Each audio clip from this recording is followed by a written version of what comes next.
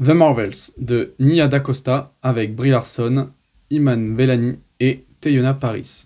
C'est l'histoire de... Non, je déconne, il n'y a pas d'histoire dans ce film. On va aller directement à la critique. C'est de la merde, c'est juste de la grosse merde. Pour vous dire, c'est en toute honnêteté, j'étais mal à l'aise devant le film. Alors bon, ça allait un peu après, à la fin, mais au début, je me disais, c'est pas possible. Je vois un film du niveau max Disney+.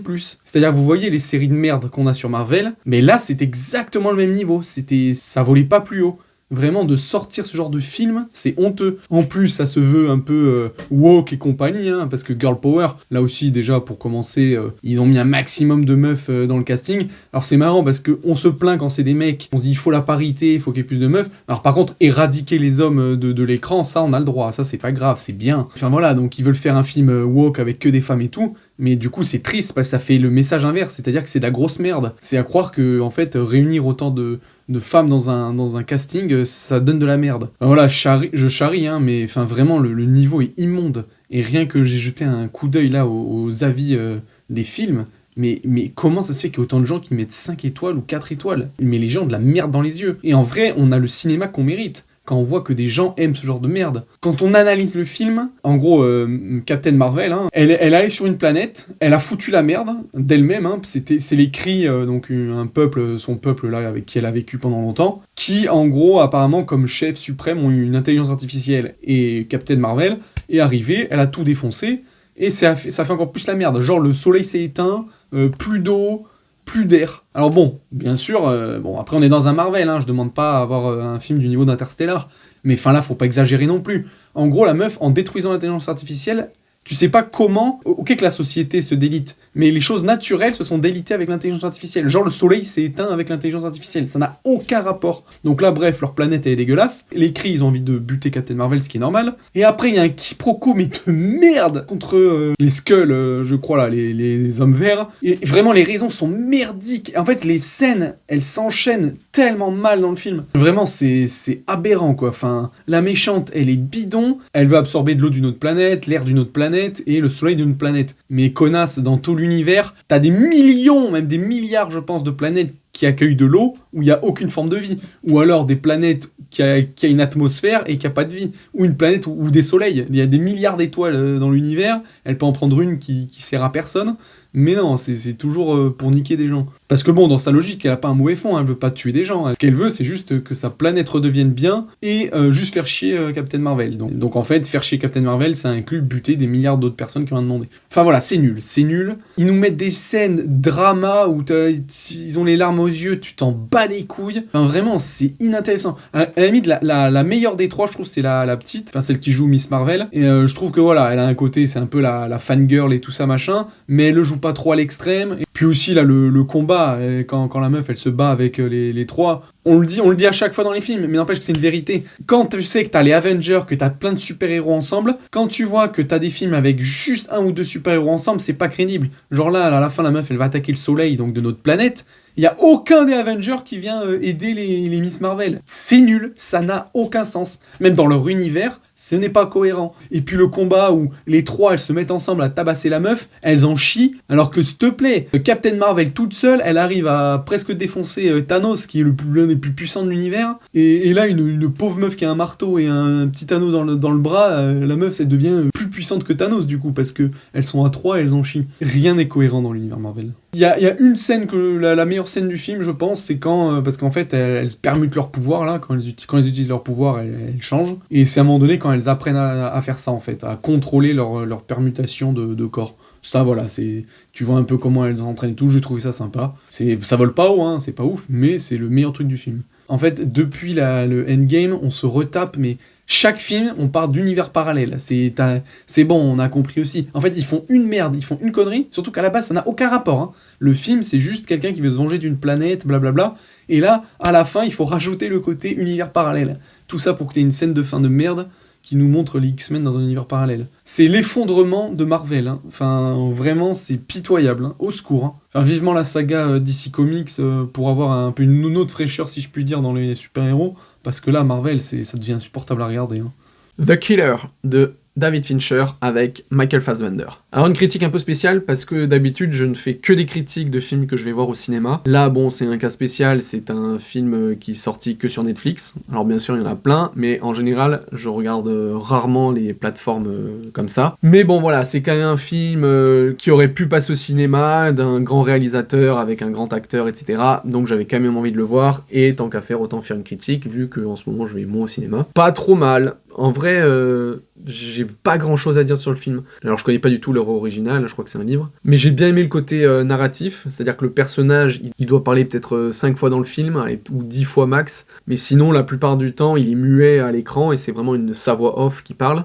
Et donc ça, j'aime bien le côté où on sait ce que le personnage pense. Là, comme il est fait, tout simplement, la réalisation, hein, David Fincher, voilà, j'aime bien ce qu'il fait, et là, je trouve ça très, très beau. Franchement, il n'y a rien à dire sur la forme. L'acteur, Michael Fassbender, j'adore. En soi, voilà, le film, il est propre, il est nickel, il y a tout qui va. Les quelques moments de musique aussi, j'aime bien. L'action, comme elle est faite et tout ça, de ce tueur à gages, j'ai bien aimé. Il y a une scène d'action dedans qui est excellente. Il y a une période que j'avais adorée dans le cinéma où il commençait à donner des bonnes scènes d'action, notamment avec la saga Jason Bourne. Bon, sans parler aussi de The Raid, qui est excellent en termes d'action. Mais sinon, voilà, là, pendant au moins 5 ans, je trouve que ça a été un peu nul. Et là, on retrouve une bonne scène d'action qui fait hyper réelle, hyper brutale et violente. Donc, je l'ai bien aimé. Mais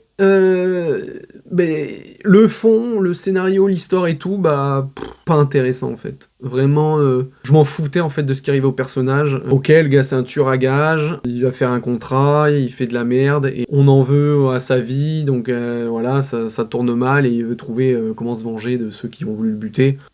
Voilà quoi, il y a mieux comme scénario. Et puis même comment il est fait le film, c'est vraiment je vais d'un point A pour aller trouver lui le buter, un point B pour trouver lui le buter, un point C pour trouver lui. Sur le fond, ça vole pas très haut, donc voilà, c'est pour ça que je suis mitigé sur le film, et je l'oublierai certainement hein, assez rapidement, donc voilà, bon c'est un film Netflix, donc voyez-le, parce que bon ça vaut quand même le coup, c'est Fassbender, c'est Fincher, mais voilà, c'est pas non plus le chef-d'œuvre de l'année.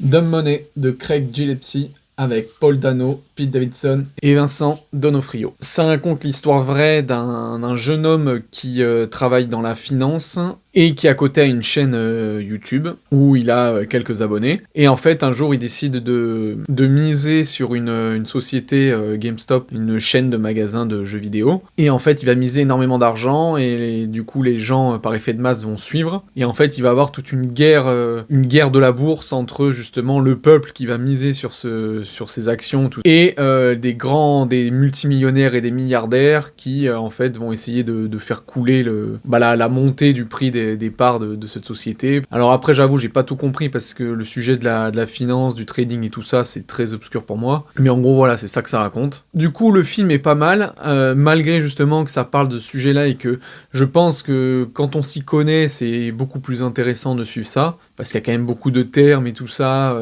qu'on nous dit dans le film. Alors, ils font en sorte de pas trop prendre la tête avec ça pour ceux qui connaissent pas, mais voilà, mine de rien, je pense que c'est quand même mieux de connaître le sujet, mais ça n'empêche pas d'apprécier quand même le film. Je veux dire, ça passe bien, les acteurs sont tous sympas, puis voilà quoi, c'est intéressant de voir surtout que c'est une histoire vraie en fait, donc de voir que pour une fois, justement, cette affaire de trading de bourse et tout ça, ça a été en faveur justement des petits gens, contre des milliardaires qui ont même d'ailleurs qui se sont effondrés suite à cette affaire. Donc voilà, c'est un film qui casse pas des briques, mais qui reste sympa à voir, et qui au moins permet de connaître un peu ce qui s'est passé en 2021. Donc faites-vous votre avis si vous voulez aller le voir. Napoléon de Ridley Scott avec Joaquin Phoenix et Vanessa Kirby. Ça retrace donc la vie de Napoléon Bonaparte depuis ses premières batailles jusqu'à la dernière et son exil à Sainte-Hélène, en s'attardant aussi un peu sur sa vie sentimentale avec l'impératrice Joséphine. Alors tout d'abord, un petit point woke où, bien évidemment, là, maintenant c'est une normalité, où bien sûr il y a des acteurs arabes et noirs un peu partout, histoire d'avoir le quota, Donc voilà, on est toujours dans le comble du racisme, c'est-à-dire que même dans un film historique où la plupart de ces gens ne sont pas censés être là, et bien sûr on les fout parce que justement ils sont noirs ou arabes, donc enfin voilà. D'ailleurs, j'aimerais bien qu'on porte plainte, parce qu'il me semble pas avoir vu d'asiatique dans le film, donc ça serait quand même abusé. Et puis bon, tant qu'on y est, j'ai pas vu aussi d'Amérindiens dans le film. Toujours la course à la stupidité, de toute façon, wokisme égale stupide. Ensuite, donc pour revenir au film, vraiment une déception. Une déception de Ridley Scott, alors pas dans le sens où j'avais peur que ça le soit, justement que ça soit un film woke, où on allait voir Napoléon en mode bah en fait il est rien sans sa femme, que c'est machin et tout ça, parce que dans la bande-annonce ça nous laisse un peu paraître ça. Or là non, si ce n'est peut-être que quand il est amoureux, il gagne ses batailles et tout, et que bon à la fin son amante meurt, du coup il perd la bataille de Waterloo, parce que c'est un message pour nous dire ça. Après moi je trouve pas que c'est flagrant dans le film. Le Joaquin Phoenix, je trouve qu'il joue bien le personnage, enfin voilà, j'ai pas grand chose à dire sur ça en fait. J'avais même peur, apparemment on m'avait dit que le réalisateur était pas trop pro-France et tout ça, mais bon là... Enfin, vraiment, il y a rien qui paraît dans le film, donc pour ça, moi, je trouve que ça va. Mais c'est le film en soi, quoi. Franchement, j'ai presque l'impression de... Alors, c'est pas du tout le cas, mais de voir un documentaire dans le sens des émotions. J'ai aucune émotion. Les scènes au début du film, elles s'enchaînent. C'est vraiment, en fait, ça montre historiquement, date par date, on nous montre toujours ce qui se passe et tout. Mais il y a rien d'intéressant, il y a rien d'émotion. En fait, on subit le film, on la regarde, on dit ok là il se passe ça, ok là il se passe ça, ok là il se passe ça, mais il y a rien quoi. Enfin limite ouais, on peut le passer à l'école le film pour montrer un peu ce qui se passe au niveau historique, mais il transmet rien le film quoi. Enfin vraiment je m'en foutais de A à Z. Hein. Alors il y a les scènes de guerre qui sont pas mal, surtout la dernière je la trouve vraiment bien, mais sinon tout le film il est ennuyant quoi. Ah, franchement, je suis déçu de Ridley Scott pour ça, quoi. Pour le côté un peu émotion, show et tout ça, quoi. Il nous avait habitués à mieux.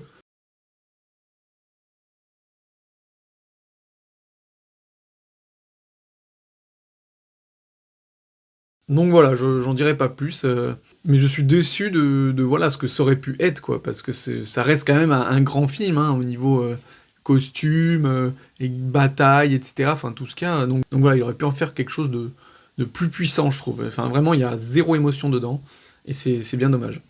Mars Express, de Jérémy Perrin, avec les voix de Léa Drucker, Mathieu Almaric et Daniel Jolobé. C'est un film d'animation qui raconte une histoire futuriste où l'humain a colonisé Mars, et c'est un thriller en gros avec donc on suit l'histoire d'une flic avec son partenaire. Et en fait donc le monde il est avancé, donc on vit dans une société où il y a des robots, il y a plusieurs styles de robots, des gens humains qui sont morts et qui ont eu leur conscience transférée dans des robots avec intelligence artificielle, etc. Des hommes augmentés. Là c'est l'histoire d'un thriller où en gros il va avoir tout un tas de choses, de corruption, de trafic, etc. Au fur et à mesure qu'ils vont enquêter, ils vont se rendre compte un peu de toute la merde qui se passe là où ils vivent, quoi. Et donc le film se passe sur Mars. Alors, je n'avais pas du tout vu la bande-annonce. J'avais un doute quant à l'origine du film, si c'était français ou asiatique. Et donc là, oui, il me semble bien que c'est français. Le film est pas trop mal. J'aime bien le côté violent un peu, parce que voilà, on est dans un thriller, mais qui est quand même assez violent dans les images. Et du coup, je trouve ça cool, surtout pour un dessin animé. Mais je suis pas fan des dessins. Type de dessin, c'est un truc, enfin de base, je serais pas allé voir ce film. Mais déjà, voilà, comme ça faisait un moment que j'avais pas vu de film, et c'était le seul qui me plaisait de ce qu'il y a en ce moment. Je me suis dit pourquoi pas, et au final, oui, je suis quand même content d'être allé le voir, parce que ça change. L'histoire est quand même sympa. Je sais pas si c'est tiré d'une bande dessinée ou quoi, parce que l'univers est quand même très riche, et le film, en fait, t'es jeté dedans, et du coup, t'apprends petit à petit à comprendre comment est faite la société, etc., mais on t'explique pas tout, donc du coup, c'est un peu compliqué de rentrer dedans, mais ça fait aussi le charme, c'est-à-dire que, voilà, on va pas avec les gros sabots, alors là, il y a les robots qui sont comme ça et tout, non, on te le laisse le découvrir naturellement dans le film, donc voilà, c'est plus compliqué, mais plus subtil. Mais je conseille quand même d'aller voir le film parce que, voilà, je crois que c'est un film d'animation français et l'histoire est quand même originale. La Tresse de Laetitia Calombani avec Kim River, Fotini Peluso et Mia Melzer. Ça raconte 3 histoires de 3 femmes différentes, l'une vit en Inde, l'autre en Italie et la troisième au Canada. Elles vont avoir des destins tragiques, plus ou moins dramatiques, et qui vont les mener en fait à être connectées, leurs 3 histoires vont être liées. D'un côté, il y a la femme indienne qui vit avec son mari et son enfant qui sont des intouchables, donc la caste la plus basse en Inde. Et en fait, voilà, suite à certains événements, la mère va vouloir ramener la fille dans le sud du pays. En Italie, ça raconte l'histoire d'une jeune fille donc, qui travaille dans l'entreprise familiale de son père, qui justement récolte des cheveux d'italienne, et où il les coiffe, etc., il les traite pour les revendre après. Sauf que ça se passe mal pour son père, et en fait l'entreprise va être en danger, et ça va raconter un peu voilà son histoire. Et au Canada, donc c'est une femme avocate qui est dans un très gros cabinet qui pèse des millions, qui est donc le bras droit, on va dire, du chef, et en fait, elle va se découvrir un cancer du sein, et donc ça va répercuter sa vie professionnelle. C'est un très beau film, les 3 histoires sont intéressantes, elles sont bien racontées, et j'ai bien aimé justement comment, en fait, le lien est fait, donc à travers la tresse. Et puis voilà, c'est joliment raconté. Donc, par contre, je sais pas pourquoi sur Allociné ils mettent que c'est une comédie dramatique. Alors absolument pas. Bon, de toute façon, il suffit de regarder la bande-annonce pour s'en rendre compte que ce n'en est pas une. Mais je veux dire, à aucun moment donné dans le film, je souris, quoi. Donc, non, c'est pas une comédie, c'est pas du tout une comédie dramatique. C'est un drame. Un drame, voilà, au sens large, hein, mais y a rien de comédie dedans. Donc, le film, il est pas dans le pathos non plus. Donc, non, vraiment, j'ai trouvé ça très juste et très beau. Donc, à voir. Perfect Days de Wim Wenders avec Koji Yakusho, Tokyo Emoto et Arisa Nakano. Ça raconte l'histoire d'un cinquantenaire qui vit à Tokyo, seul dans une petite maison, et qui travaille comme agent d'entretien dans les toilettes publiques de Tokyo et peut-être même de Shibuya. Et alors c'est marrant déjà parce que ce film, j'ai l'impression que c'est une pub pour les toilettes publiques. Vraiment, les toilettes sont incroyables. Elles sont mieux que des toilettes qu'on a dans des beaux restaurants en France, quoi. L'extérieur, le design est super beau, l'intérieur, il est nickel, il est équipé et tout. Enfin, c'est pas en France qu'on aurait ça parce qu'elles seraient déglinguées en 2 secondes. Mais là, ouais, c'est waouh, quoi. Incroyable, les toilettes. Donc pendant tout le film, on voit le personnage nettoyer des toilettes, pour dire à quel point ça rentre dedans. Au début du film, on le voit longtemps nettoyer les toilettes, et à un moment donné, il y a un événement qui fait qu'il arrête de nettoyer pour... voilà. Et en fait, la scène se coupe et passe à autre chose. Et pendant une microseconde, je me suis dit, mais on n'a pas fini. Donc en fait, j'étais tellement dedans dans son nettoyage que ça m'a pris, enfin voilà, c'était drôle. Alors je vous rassure, il y a rien de dégoûtant dans le film, hein, même s'il nettoie des toilettes, c'est toujours très clean et tout, donc voilà, c'est pas, ça dégoûte pas, quoi. Et donc on suit ce Tom qui est seul et qui ne parle jamais pendant le film, il a quasiment 0 dialogue. En fait, c'est intéressant parce que comme le personnage ne parle absolument pas ou quasiment pas et qu'on ne connaît pas son passé, en fait, on imagine des choses, mais je trouve que c'est dur de rentrer dans son esprit. Et en fait, c'est marrant parce que donc voilà, il est passionné par la photo, la nature, les plantes. Il a presque des regards de bêta, un peu genre il sourit tout le temps pour plusieurs choses. J'ai l'impression que c'est vraiment quelqu'un de qui est heureux de la vie en fait, enfin qui se contente de peu, mais qui trouve le bonheur là où il peut en fait. Et du coup, je trouve ça vraiment très joli. Et à côté de ça, il y a un contraste parce qu'à un moment donné, donc dans la bande-annonce, on voit il y a sa nièce qui va le rencontrer, et du coup, à un moment donné, il voit sa sœur, qui elle, donc, vit dans un autre monde. En fait, elle est très riche, et donc lui, il est plutôt pauvre. Et à la fin de cette scène, il s'effondre, on le voit pleurer. Donc en fait, c'est comme si tout le film, pendant les 2 heures où on le voit faire son quotidien, enfin, c'est un quotidien, voilà, qu'on pourrait dire d'un avis extérieur qui est pas ouf, hein, parce que déjà, le métier est pas évident.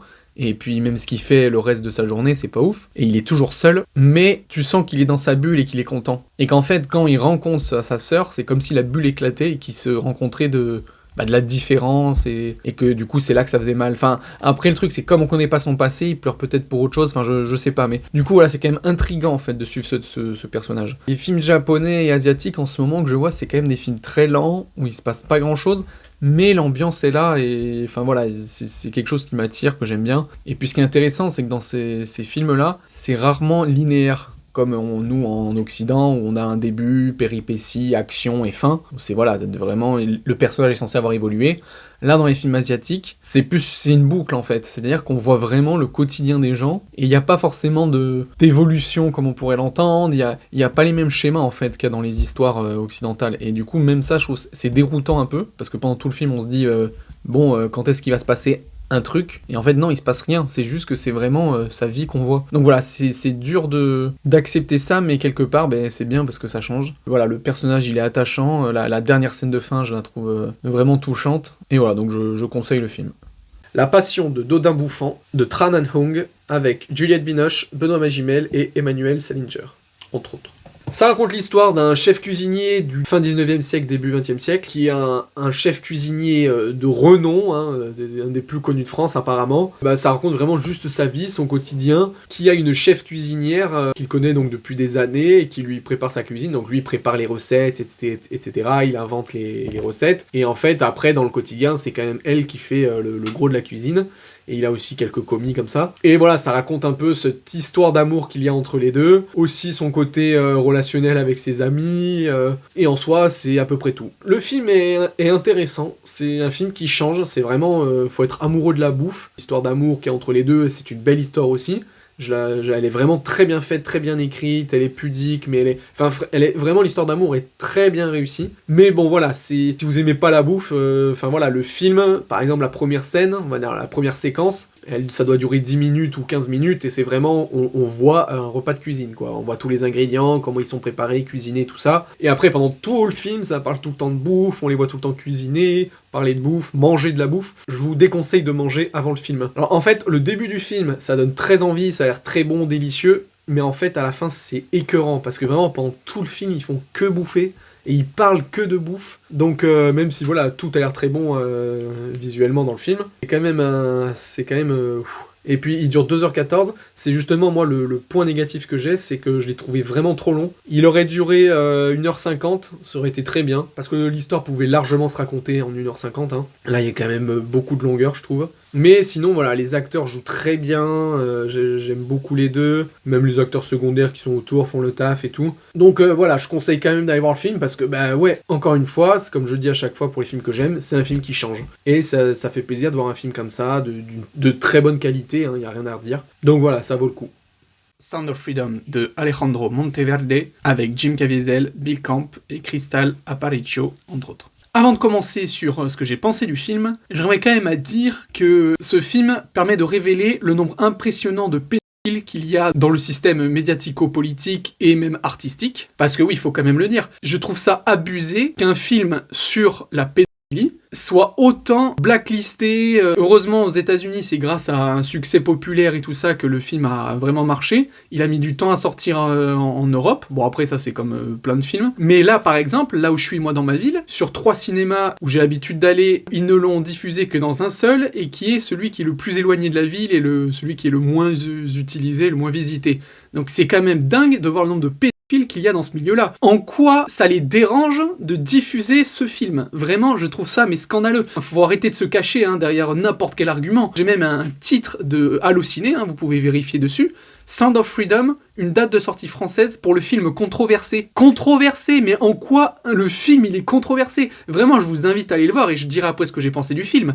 Mais en quoi ce film est controversé? Parce que ça parle de pédophilie, un sujet qui est absolument courant et qui touche des millions d'enfants dans le monde. En quoi c'est controversé? C'est un aveu de la part d'Allociné et donc de plein d'autres médias admettent qu'ils ont des pédophiles dans leur rang. C'est comme si on faisait un film sur la guerre et on disait « Oh, c'est controversé » ou un film sur l'amour « Oh, c'est controversé ». Mais controversé de quoi? Donc vraiment un méga scandale à toute cette industrie pourrie où il y a énormément de pédophiles qui se cachent dedans. Vraiment, c'est à gerber. Rien que pour ça, c'est à gerber. Parce que maintenant, je vais en venir au film.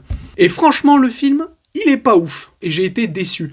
En fait, moi, j'avais pas vu la bande-annonce, et je pensais que ce film, ça allait être un docu-fiction. C'est-à-dire que je pensais vraiment qu'on allait voir des vraies images, qu'on allait entendre des vraies personnes parler, et que ça allait être hyper violent psychologiquement et tout ça. Bon, il y a des scènes dans le film, moi, qui m'ont touché. Mais je veux dire, voilà, en fait, c'est 100% un film. C'est tiré d'une histoire vraie de ce flic-là qui a travaillé là-dedans. Mais je veux dire, le film entier est fictif. Et d'ailleurs, la qualité n'est vraiment pas ouf. Pour moi, c'est un film B, c'est-à-dire que la réalisation, la mise en scène, les acteurs et tout ça, tu vois que ça fait un peu cheap. Le film en tant que tel n'est pas dingue. Mais bon, je trouve ça très bien de faire un film qui parle de ça, parce que de mémoire, c'est vrai que j'ai pas le souvenir de voir un film qui parle de l'esclavage sexuel des enfants. Mais là, voilà, au moins ça parle de ça. Et un point que je trouve aussi très négatif au film, de ce que j'ai compris, parce qu'à la fin on voit des images de vrais mecs qui a fait ces trucs-là, il y a une grosse partie du film à un moment donné, qui est donc apparemment une histoire vraie, parce qu'on voit des vraies images et tout, mais en fait, l'histoire qu'il y a tout au début du film et qui tient le fil conducteur et jusqu'à la fin du film, où ça se passe dans la forêt colombienne, ça j'ai l'impression que c'est romancé. Et en fait, je trouve ça hyper dommage et ça dessert le film, parce que ça finit en happy end en fait. Je trouve ça vraiment dommage, parce qu'il y a un moment du film où on se dit, il fait un super truc et on se dit, ah putain, mais il a pas eu ce qu'il voulait à 100%, et donc on reste un peu sur notre fin en disant c'est horrible, et en fait, la fin du film, on te dit, voilà, happy end, etc. Et donc ça, je trouve ça vraiment dommage, parce que pour un film qui parle d'esclavage sexuel, de pédocriminalité, etc., c'est dommage de le faire finir bien. Parce que, non, la vie, elle est cruelle, elle est horrible, elle est ignoble pour ses enfants, et je trouve vraiment que ça dessert, parce que quand tu sors du film, t'es entre guillemets content dans le sens où tu dis, ça va, tout est bien, entre guillemets, qui finit bien. Alors, heureusement qu'à la fin, t'as des textes qui te disent, voilà, tout ce qui se passe d'horrible et tout ça dans le monde. Mais voilà, si la fin avait été plus sombre et plus réaliste, elle serait encore plus impactée. Donc voilà, le film en soi, je le trouve pas ouf. Je trouve juste bien qu'ils aient parlé de ça et tout ça, donc voilà, il y a des moments touchants et tout. Il y a des vraies images dans le générique de début, qui sont infâme sur des kidnappings d'enfants. Et voilà, le film, je lui mets une bonne note parce que il mérite d'être regardé, il mérite d'être parlé, d'être diffusé.